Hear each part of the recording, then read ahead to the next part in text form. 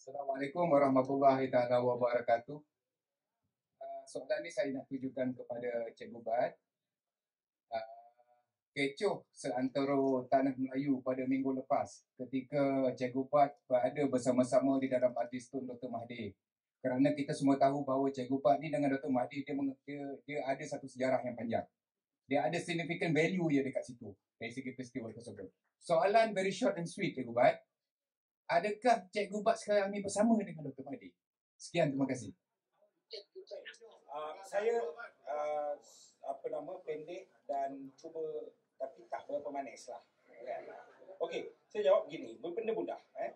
Semua krisis dalam Malaysia sebenarnya antara bermulanya 98. Betul tak Zul? Okey.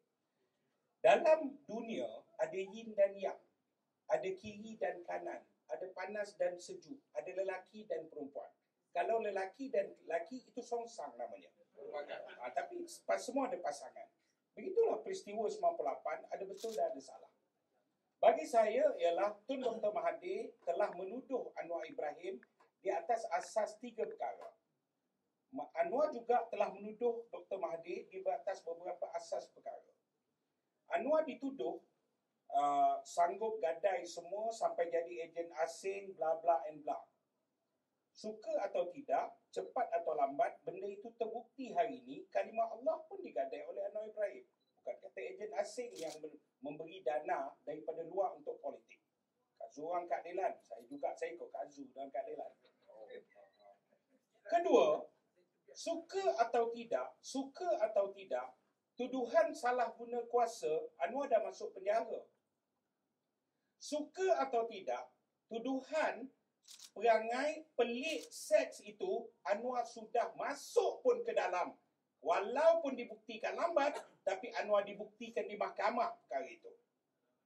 Anwar menuduh Dr. Mahathir salah guna kuasa, rompak, curi duit rakyat, kayakan anak, isteri, bini, kroni dan sebagainya. Sehingga istilah KKN kita hafal.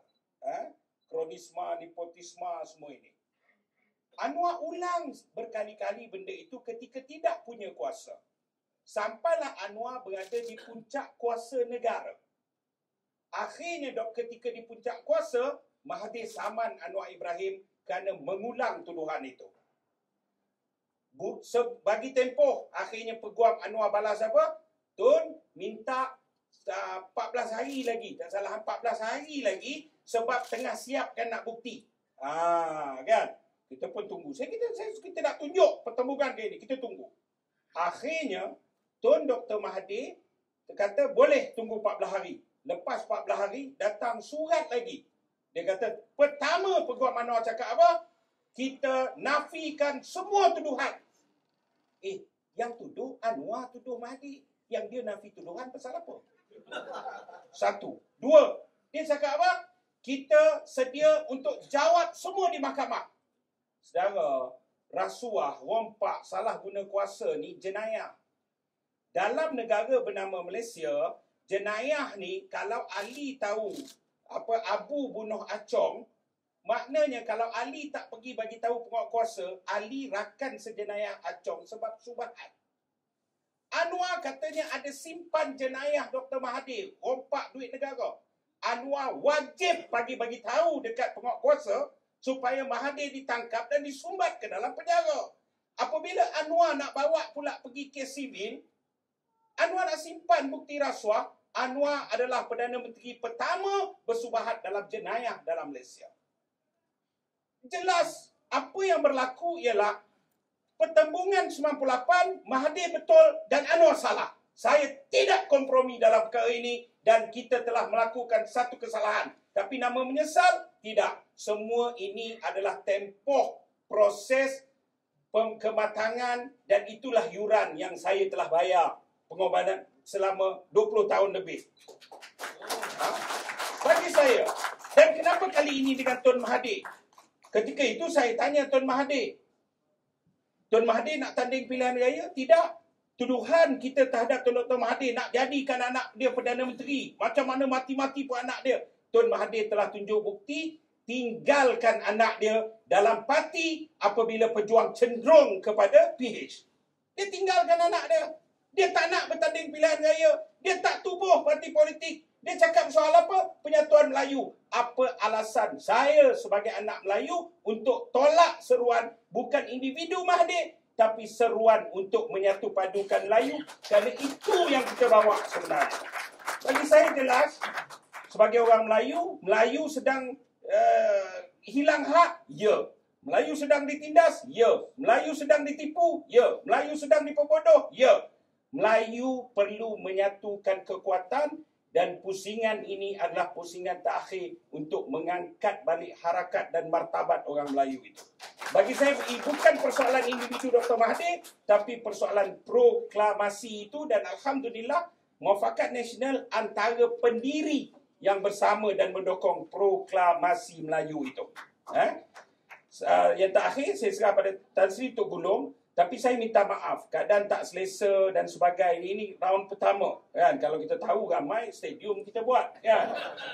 Ya, ini level balai raya je. Dan saya minta maaf. Tapi saya mohon dua perkara penting. MN, saya jawab sekali, memang itulah dia, pendidikan politik kepada semua rakyat Malaysia. Memahami pembinaan negara Malaysia itu. Dan dalam masa terdekat, kita akan berdepan dengan pilihan raya. Siapa jadi calon, tak jadi calon, itu persoalan nombor 17. Dan parti politik, tadi Datuk Idin pun datang. Kita menyatakan MN tak nak campur pun urusan siapa jadi calon apa semua. Tapi siapa jadi calon yang menentang kepada ultra chauvinis, yang menentang ultra kiasu, kita akan dokong dan kita akan pastikan kemenangan mereka. Tugas semua, tolong daftar, kita perkenalkan QR code dekat luar tu. Kita sekarang ini, kita akan agihkan petugas-petugas bermula daripada minggu depan. Tembak QR code, saudara jawab semua soalan dalam QR code tersebut.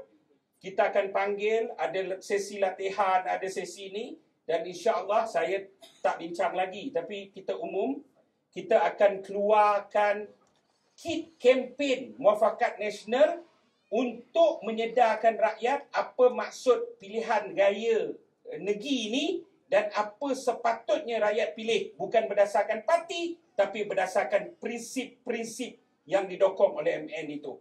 Jadi saya ucap terima kasih serah pada Tan Sri untuk gulung semua sebab kan sampai maghrib belakang. Terima kasih. Panjang. Soalan pendek. Cikgu Bat jawab panjang. Saya tolong jawab dia sikit. Sebenarnya tidak tepat. Cikgu Bat sudah bersama Mahathir. Mahathir sudah pun bersama Cikgu Bat.